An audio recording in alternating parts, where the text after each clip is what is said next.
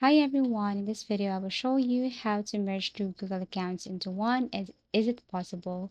Well, Google does not allow you to fully merge two Google accounts into one, but you can manually transfer data and set up account forwarding to simulate a merge experience, and that is what I'm going to show you right now.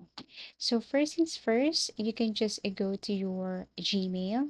So go to gmail.com or just go to your Gmail account, and then here, what you're going to do is you have to look for settings. So tap on this gear icon, tap this one, and go to see all settings.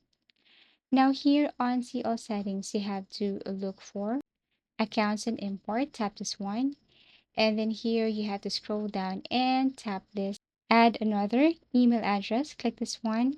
And then here you can just basically add another email address. So it means that you can add two accounts here on your Gmail account under settings, under accounts and imports. So add the name here and then add your email address. After that, tap on next step.